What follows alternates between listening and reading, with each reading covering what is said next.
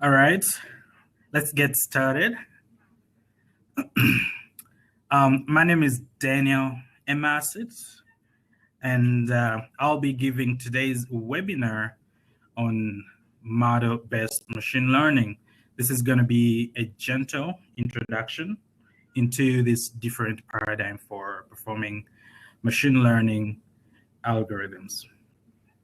A little bit about me. I am a PhD student of transportation engineering at the University of Nevada in Las Vegas. And so my research interests are in the field of developing probabilistic graphical models and probabilistic machine learning methods for high dimensional data in the fields of traffic operations, urban planning, highway safety, and transportation planning. So a few housekeeping rules before we get started. In case the webinar is not showing up on your computer, you could try refreshing your web browser, or you could try logging out of your account and then logging back in and hope that helps. So let's jump into it. So before we get started, I just wanted to thank Domino Data Labs for setting up this webinar, giving me this opportunity to share this concept of model-based machine learning. And so if you've never heard of Domino Data Labs before, they are a data science and data engineering company based in California. And what they've done is they've developed this platform called Domino that lets you run your analysis using your favorite programming language like R, Python, Julia, and the others. And it lets you select your computing power that you need to run your analysis in case you're doing big data and complex models. And so I highly recommend that you check them out and see if Domino is a product that you may want to use in your company or for your research.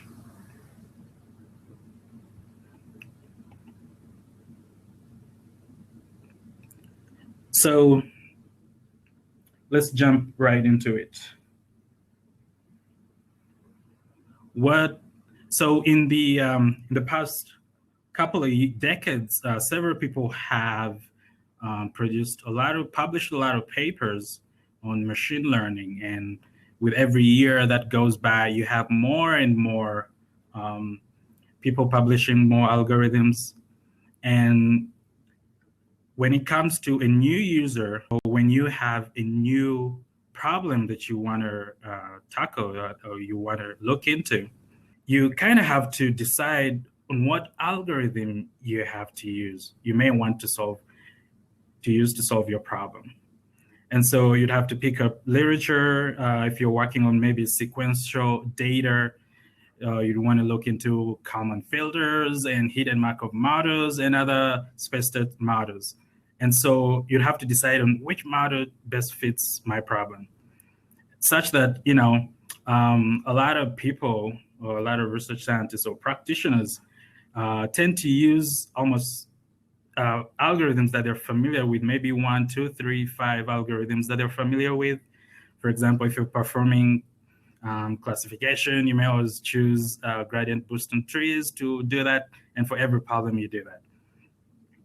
And so another for newcomers who are entering the field of machine learning, they're overwhelmed by this vast number of algorithms. So some of those algorithms are shown here, including k-means clustering, Markov random fields, logistic regression, and so on, and more. Thousands and thousands are being developed. So for a new user, it can really be very overwhelming in deciding which algorithm to use and which one best fits my problem. And then, of course, sometimes you may have a very complex problem that you're working on, and an algorithm to tackle your problem may not already be published out there. And so you'd have to devise a new algorithm. So how could we go about solving this challenge here? And so this is where I wanted to introduce this concept of model-based machine learning. It's a different paradigm for performing machine learning. And I stumbled upon this when I read Professor Chris Bishop's paper on model-based machine learning. I've cited it down there, so you could see those two citations, 1 and 2. And that's where I stumbled upon the paper, and I wanted to share with the general public and get people's views and get the conversation going and started. So maybe some people may find this very useful, maybe some others may decide to go a different route. So the goal in this framework here is that, at least the goal that we want to aspire to, is to have this single environment where we can create a wide range of bespoke models for your problems. And so in the traditional machine learning framework, your question is, how do I fit my problem into an existing algorithm, maybe a neural net or a gradient boosting tree or a Kalman filter? Whereas in this model-based framework, the question that we're asking is, what model best represents my problem? So we're kind of working from first principles. And so the core idea here is that all the assumptions about your problem, you'd have to make them explicit in the form of a model. And I'll describe in detail what a model means here. So when I talk of a model in this framework here, think of a model as just simply a set of assumptions about how your data was generated. In other words, you could think of a model as a set of assumptions about the world that you're trying to understand. And so a model would then consist, you could express your model graphically or mathematically. If you're very good at math and you always like mathematical equations, you could go that route. But I'm a very visual guy. I'm a transportation engineer. And so I like graphics. And so in this framework here, we could leverage a part of machine learning called probabilistic graphical models to describe our model, to describe the set of assumptions that generated our data. So in this framework, we express your parameters, your variables, hyperparameters, as well as random variables. And then you try to learn them from data. And then we show dependencies between those variables using conditional probabilities. So just to explain what a model is, let me use this figure here that we can see. So if you're not familiar with probabilistic graphical models, this is one type of a PGM, probabilistic graphical model. It's called a factor graph. So it's made up of circular nodes here and then square nodes. So the circular nodes down here represent your random variables. And then, and then the square nodes here would then represent your probabilities or your conditional probabilities or your prior probabilities over those random variables. And so we use this framework here to describe how our data was generated or to describe the world that we're interested in learning. And in a moment, I'll talk a bit more about these factor graphs. So that is the model. So this framework here came about due to a convergence of 3 key ideas.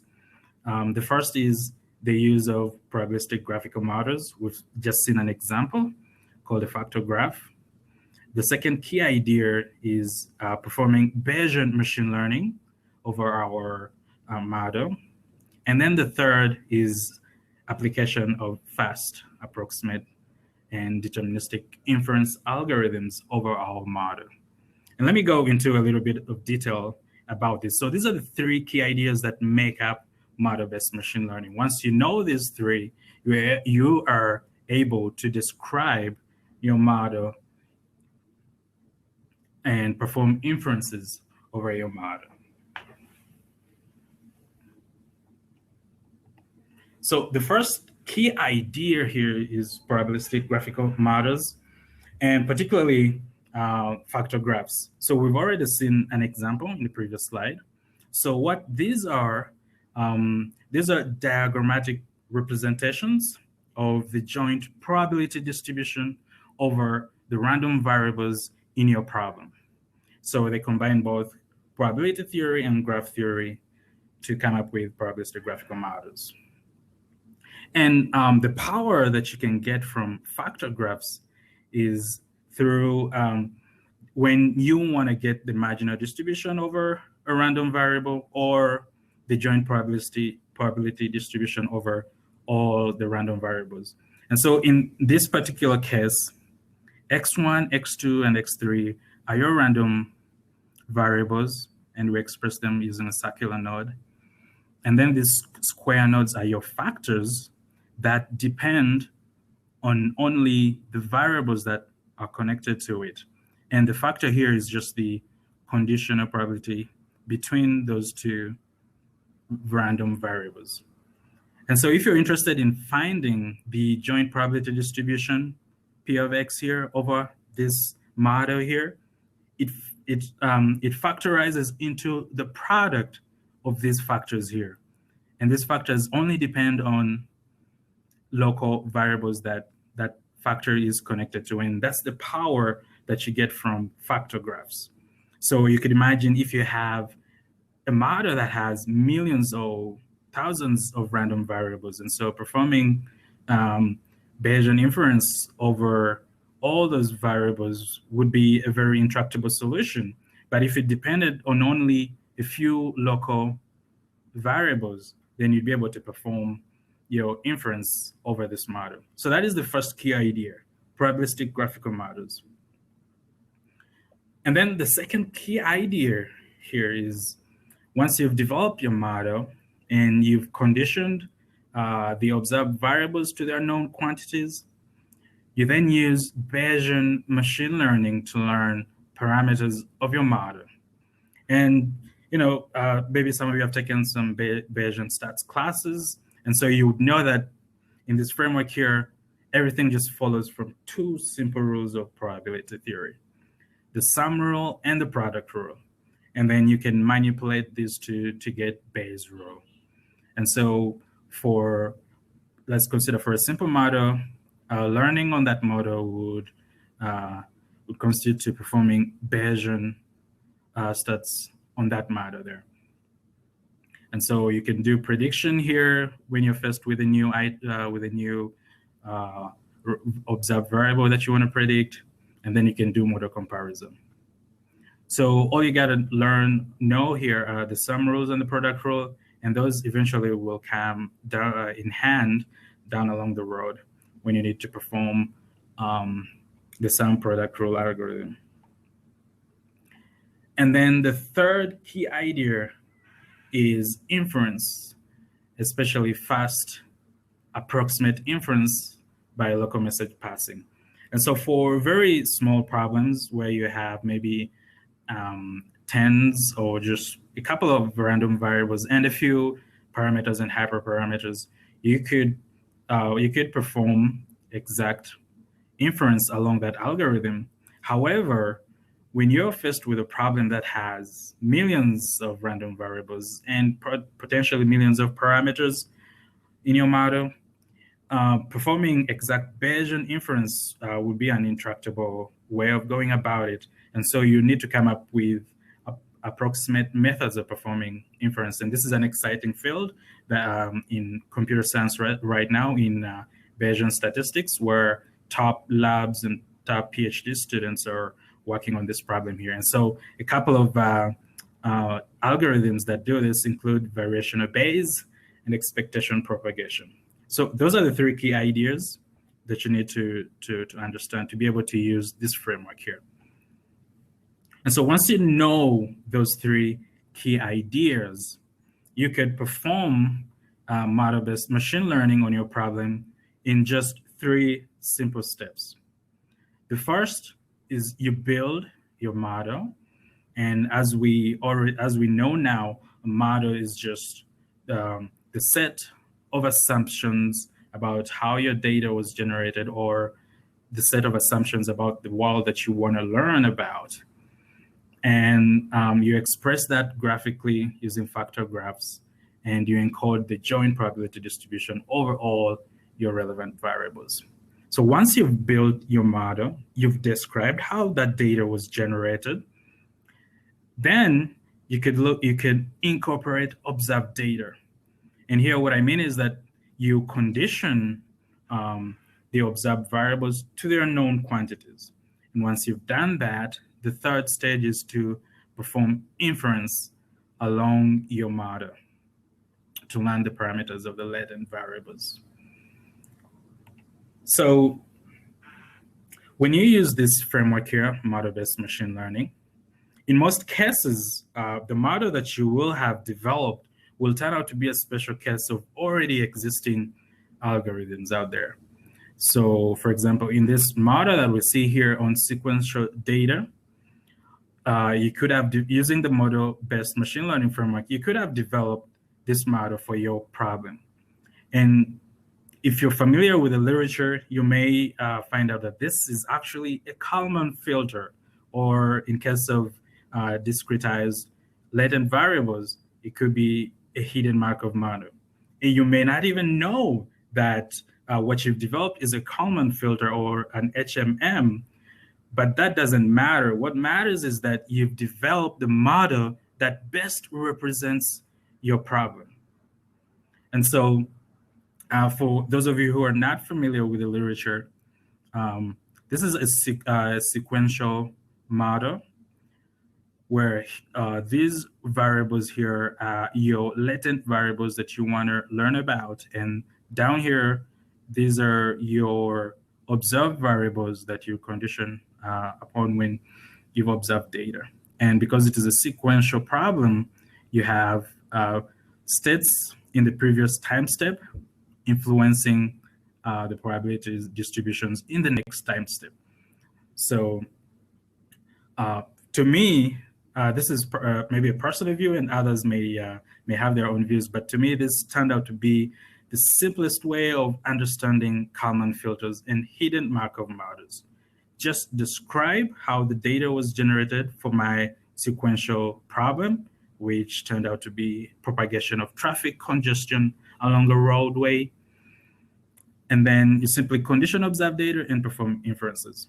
So in some cases, your particular problem may be very different, maybe more complex. And you may have other random variables, other nodes around here, and other dependencies. And that could turn out to be a variant of the Kalman filter or the HMM.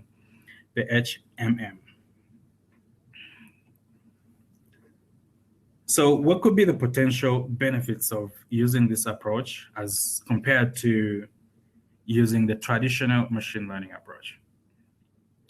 So to me, there are a couple of potential benefits, but to me, the three that stand out include the following. First of all, you have this systematic, consistent process by which you could use to develop ML solutions. So you describe a model, you incorporate observed data, and then you perform inference over that model to learn the parameters of your model. So that is a very systematic process, and that appealed to me immensely. And then the second one is that you could, this approach allows us to handle uncertainty. So in very many problems that we work on, we're really unsure about the parameters in the model. The data that we get is maybe noisy from noisy sensors, and you want to incorporate that uncertainty in your model. And so this framework allows us to do that in a very principled manner using probability theory, of course. And then the third one is, the last one that we could see down here is where you have a separation between your model development and your inference. And so we're now starting to see a community of model builders, people who are just very good at sitting down with domain experts in different fields and building models that best describe the problems that those domain experts want to work on. And so that is a separation between model and the training.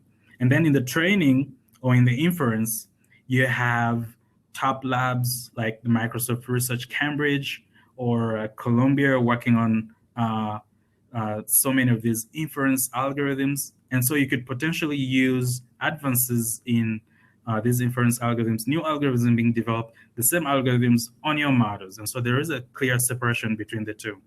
Unlike when you would have to use a traditional machine learning algorithm, whereby if you had a very complex problem, you'd have to dig into the algorithm and try to understand what the model assumptions are and the inference algorithm and try to tweak them so that it fits your problem.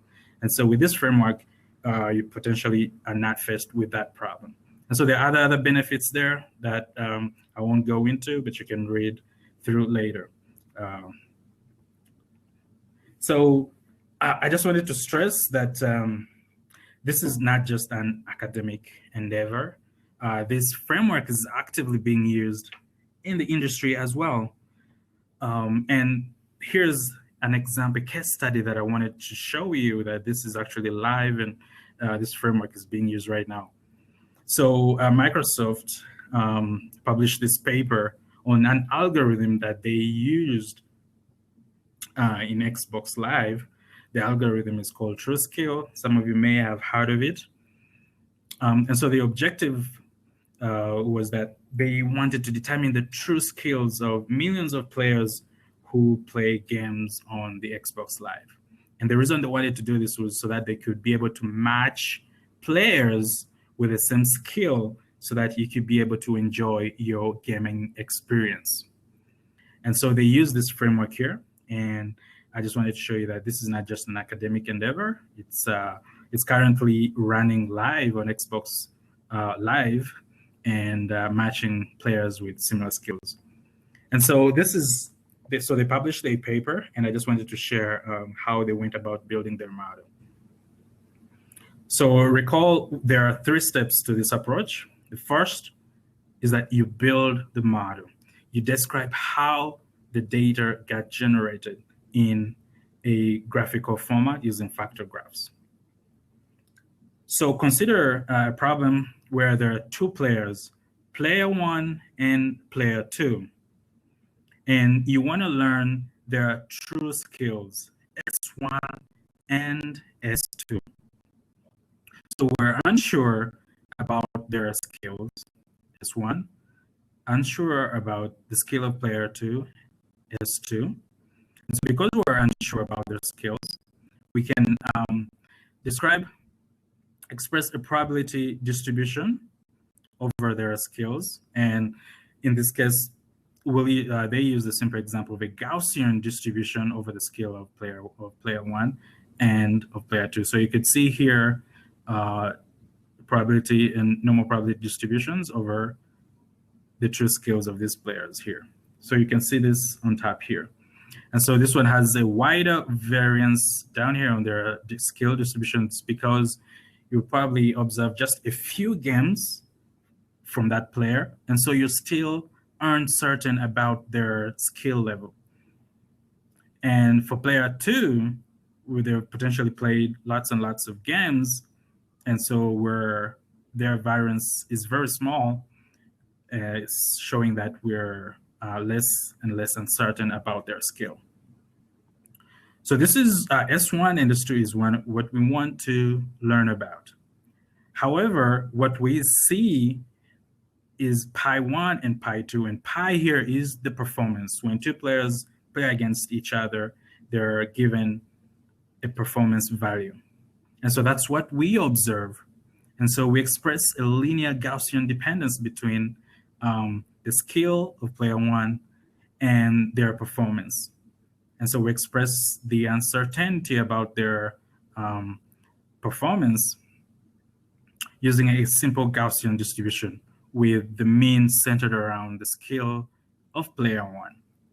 And so we do the same thing with player 2. We express their performance here as a random variable. And then so once these 2 players play against each other, we observe the final result. And in this case, performance 1 is greater than performance 2, pi 1 is greater than pi 2, showing that we showing that now we know that player one beat player two. And so once we know that here, we shed this in blue, showing that this is no longer a random variable. We know the outcome, that player one beat player two. And so we condition this random variable on the observed quantity. So we've built a model of the outcome of two players playing against each other using factor graphs.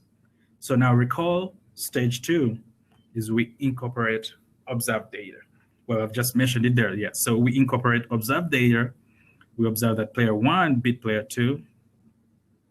And then the third stage is to now perform inference along our model.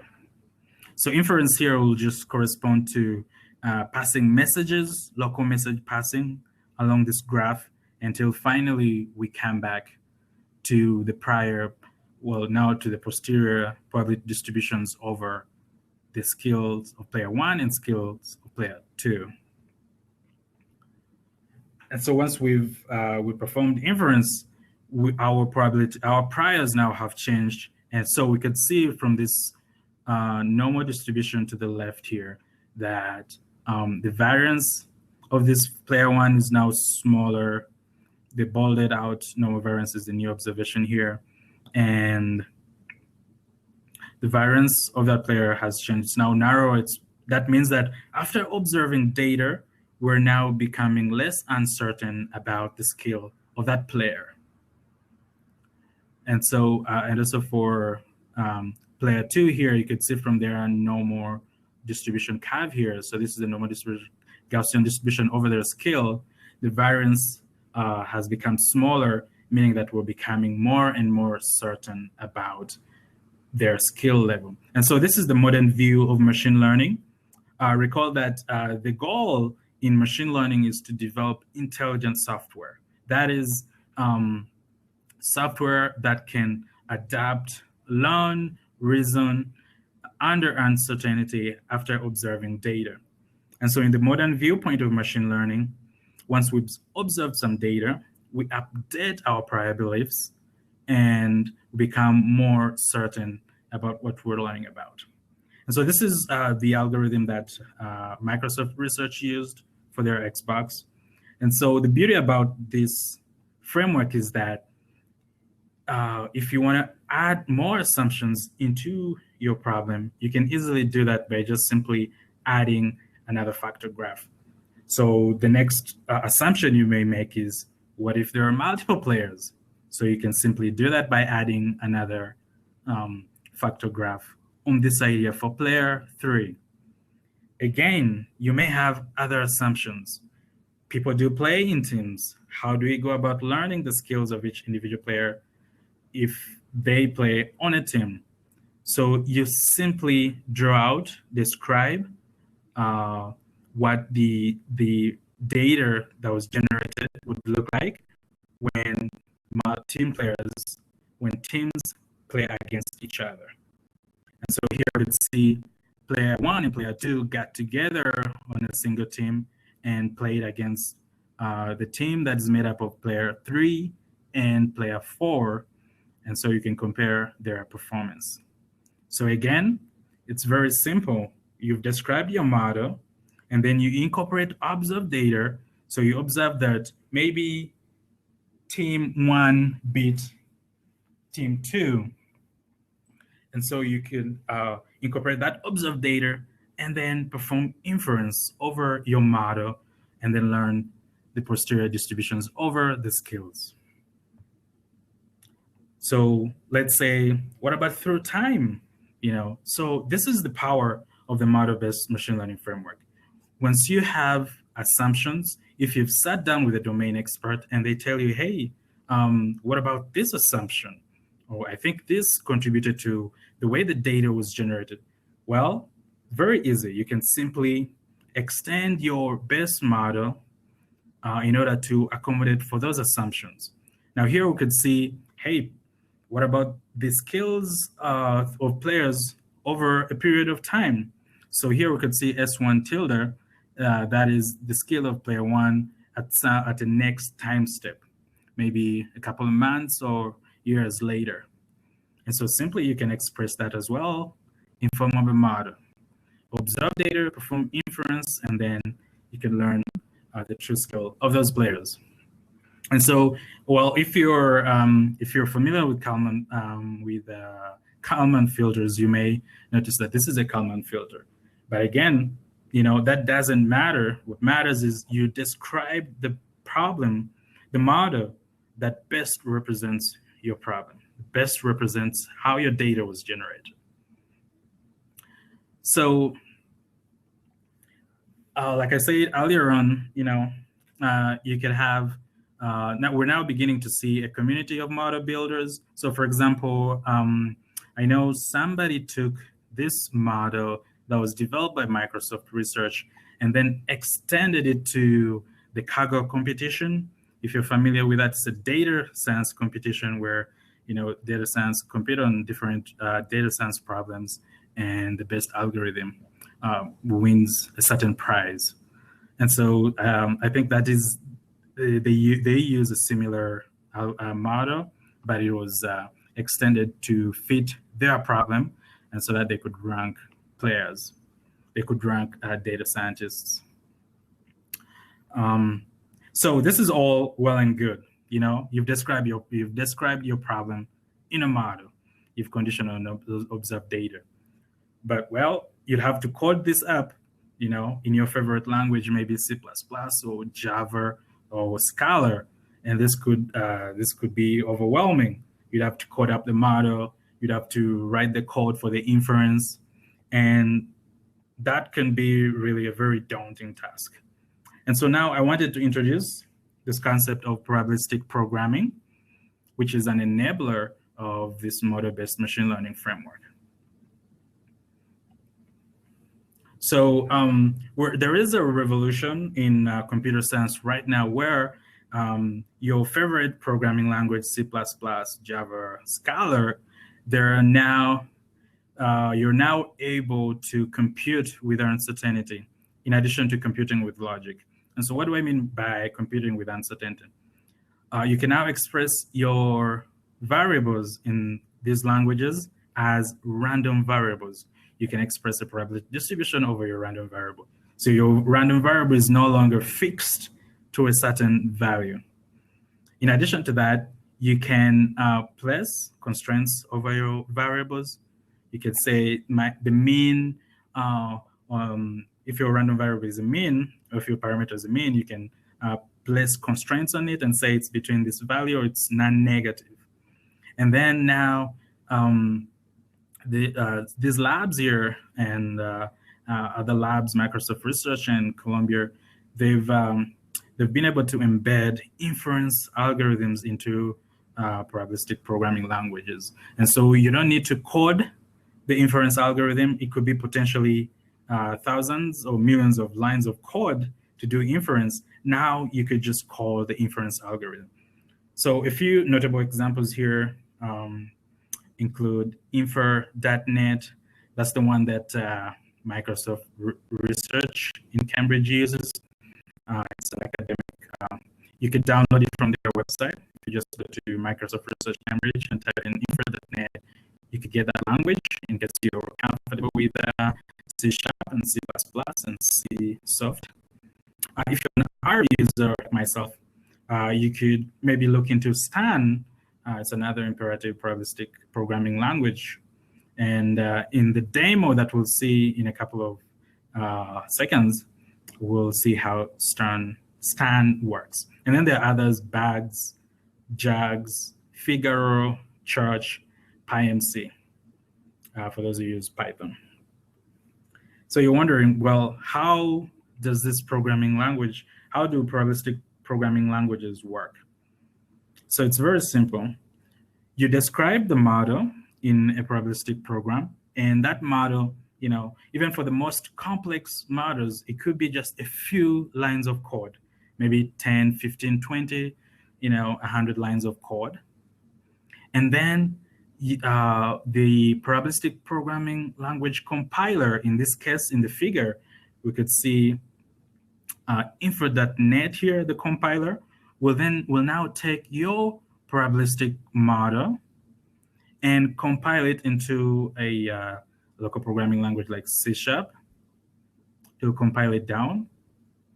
And then you'll have your C# compiler, translate that into computer code, which then you can condition on observed data, and then it performs inference along your model. And so the same way, Stan would work in the same way. And so let's head into a demo here and see how Stan, the probabilistic programming language, works. Let's see if we can pull it up there. Let's put on full screen. And I hope everybody can see that. Okay, so for those of you who are not familiar, Stan is an imperative probabilistic programming language that's written in C++, but it has interfaces for R, Python, I believe Julia, MATLAB as well. And so if you're an R user, Python user, you don't really need to know C++. You can just be able to use the Stan programming language. So I will, in the material that will be sent out later by Domino Data Lab, I will provide these scripts, this R Markdown document. This is an R Markdown document, for those of you who are not familiar. And what it does, it helps you express yourself in a very neat way. You can, write instructions on what you're doing, and you can combine text and code, and you can be able to compile this R Markdown file into a PDF or an HTML file that you can share with everybody else. So the instructions for installing Stan are here. So you can go ahead, later on you can go ahead and install Stan. It has a couple of dependencies. You have to install a C++ compiler on your computer and some other dependencies as well. And so once you've installed those dependencies, you could go ahead and install the R Stan package that we'll use to interface with Stan. So, I'd like to stress that this webinar is not meant to lecture about Stan itself. I just wanted to introduce this concept of probabilistic programming and the power of probabilistic programming. So let's go ahead here, and so I'll just highlight this and run that. That is to load our library, RStan. And so let's look at, after loading the library, then now you describe your model and in a very compact language. So in this example here, I should have probably showed you earlier. In this example here, it's a very simple toy example where we would want to learn the true speed on a roadway segment. We have sensors on this roadway, and they collect data, but their data is noisy. We have very cheap sensors. They have noisy data, but we want to be able to estimate the true speed along this roadway. So there are 3 steps to, maybe let me just go back to, let me just go back here so I can describe first the model that we want to learn about.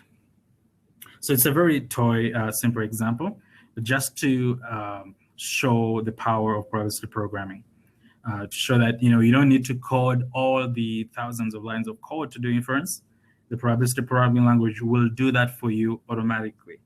So in this example here, mu here is the true speed along the roadway that we want to learn from.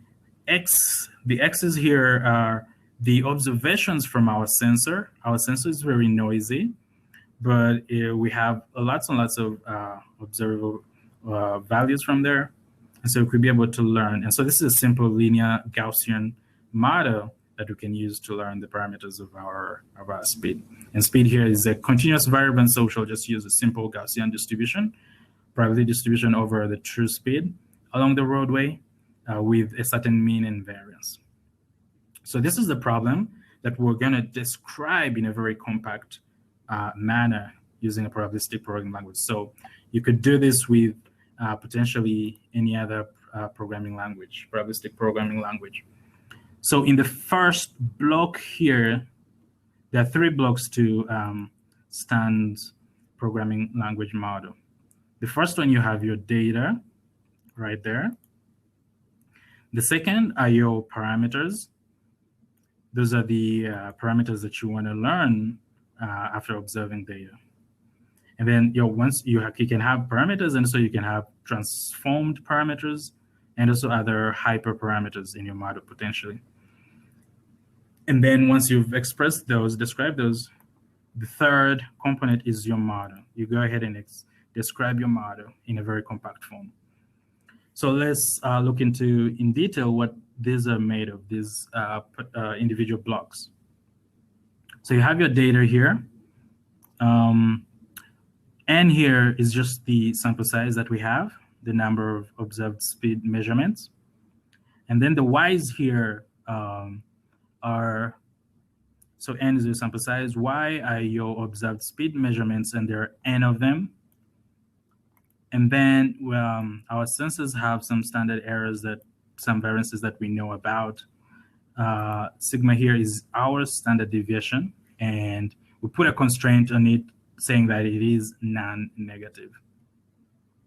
So that's the data. So Stan will look for this in our data, and we'll see that in a moment.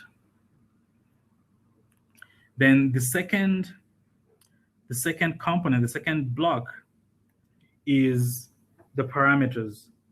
So those are the ones that you want to learn about. So here we have mu, the mean of the traffic speeds. This is the one that we want to learn about. And then we have standard deviation. And then we have eta here, and that is our transformed parameter. And then we have some other transformed parameters here. Theta, this is the observed speed. Well, this is the speed that we want to learn about. And then we transform it using mu plus tau times eta here. And then our model down here is just, we assume a Gaussian distribution over eta, and also we assume a Gaussian distribution over the Y's. And so this is our first model here. So let's go ahead and run that.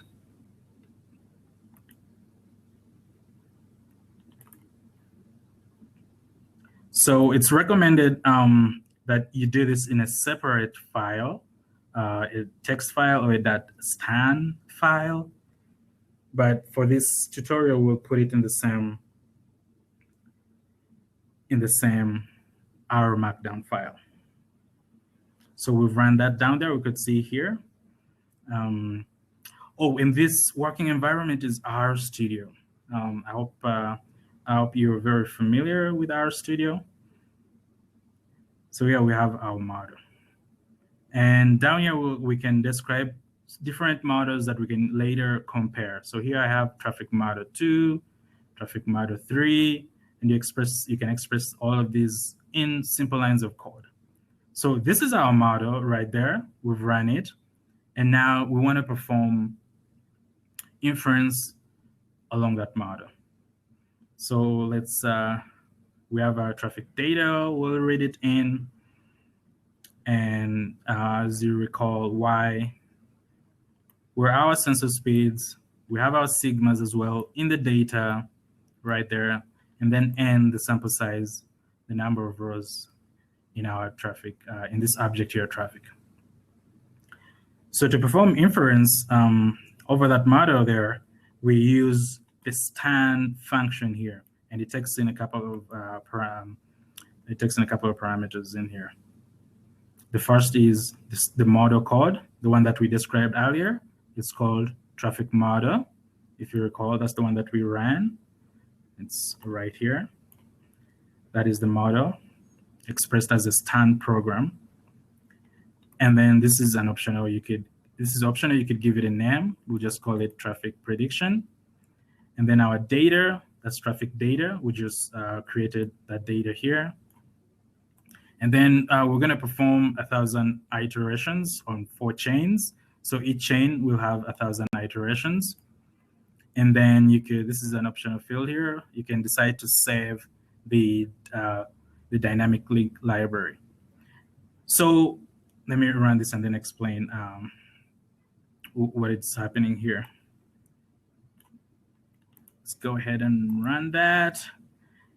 So you could see lots of things happening here. So let me just explain. Wow, that was really fast. It ran in 0.35 seconds. Okay. So when you run the scan function here, it performs 3 fundamental operations. So the first is that recall the model that we developed, right? So scan will now translate this model here into C++ code. And once it does that, after it translates this into C++ code, it will compile it. It will use the C++ compiler to create a dynamic link library that will then be loaded into R. And then finally, you incorporate observed data and then perform Bayesian inference over that model. So here it really ran so fast because it's a simple model. But in most cases, when you're working on a very complex problem, it will take quite a bit of time. So once you've run your model, our model is in there. We performed inference over it. That is traffic model fit. We can go and try to look at the model results. So let's just print this. So let's first see, before we print the results, you can see several chains here of iterations. So in the first, this is the 4th chain. This is the 3rd chain. So recall one of the parameters that we put in there were the number of Markov chains that we wanted to conduct. So by default, I think scan defaults to 4 chains. You could, vary your chains, change your chains, and then it performs 1,000 iterations. So the first iteration is just the warm up.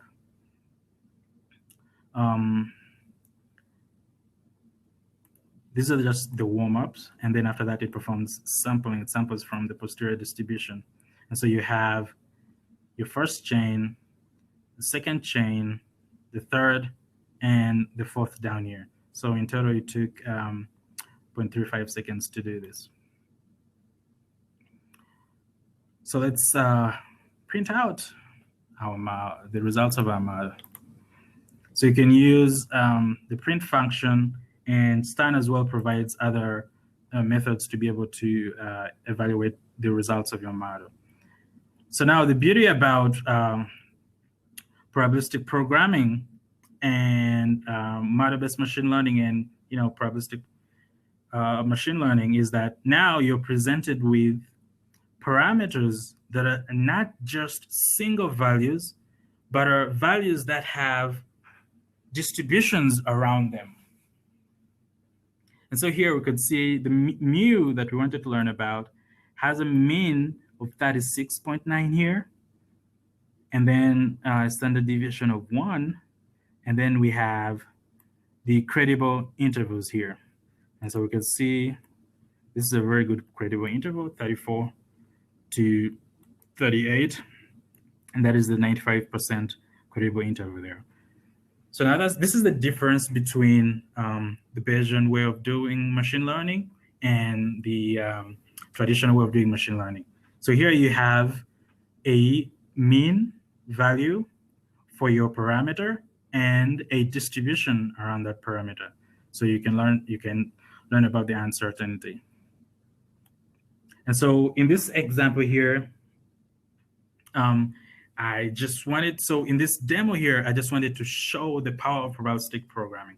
So instead of having to go into your favorite local language and have to write thousands and thousands of lines of code to do inference over your model, you simply use a probabilistic programming language and it will do the inference for you automatically. So this is a toy example, and I will share the file later on So you could run the results, run the analysis for yourself.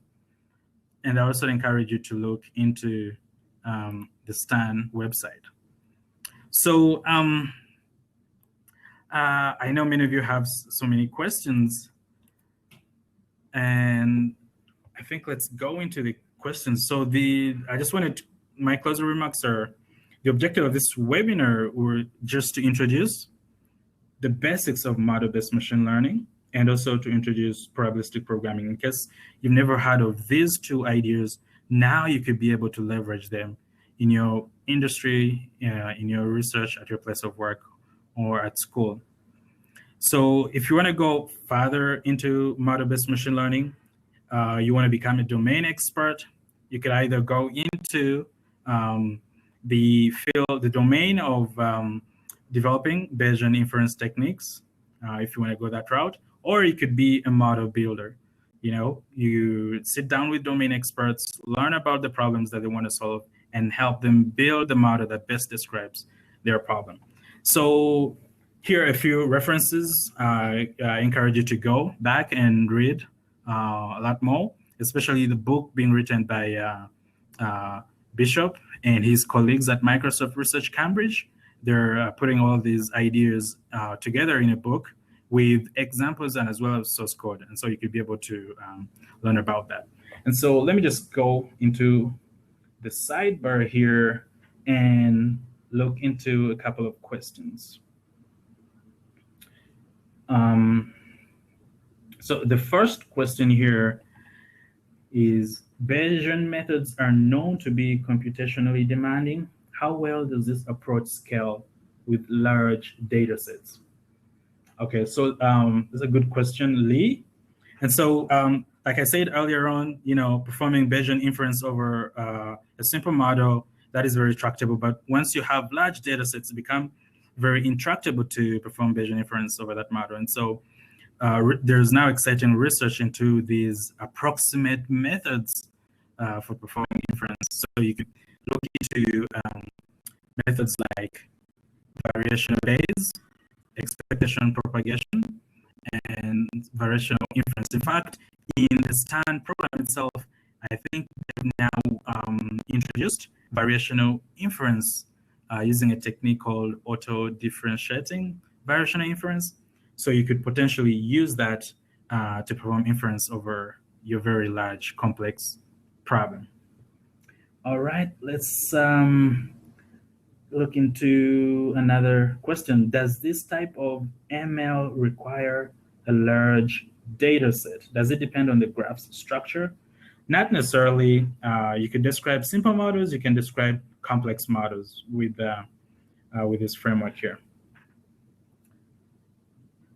So what techniques are needed to learn inference in case of dynamic Bayesian models?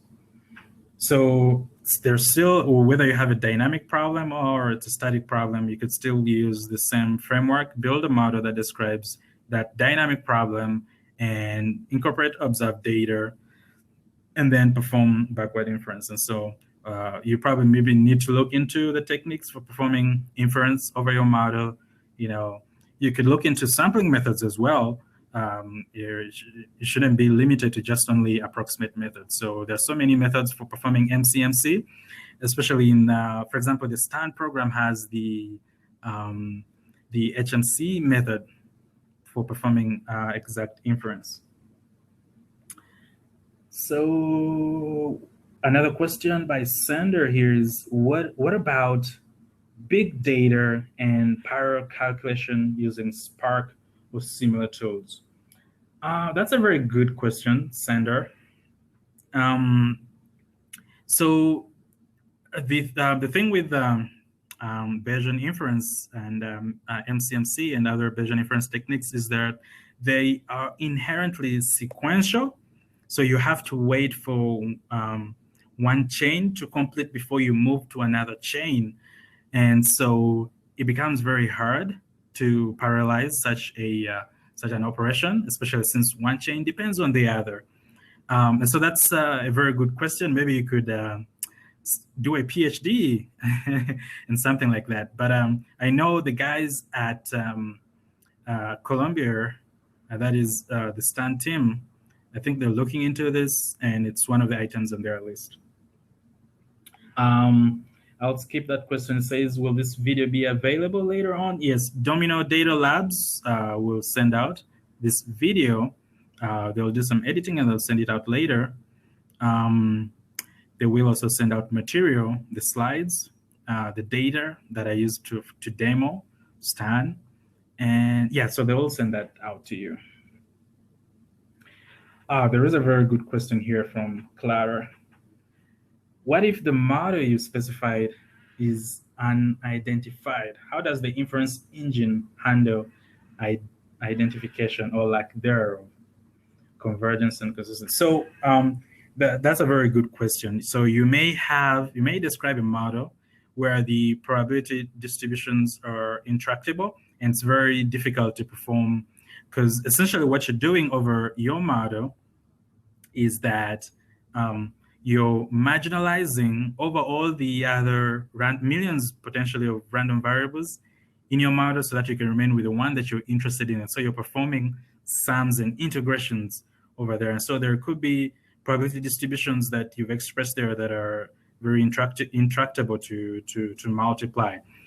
And so a technique that is being used right now is to do approximations.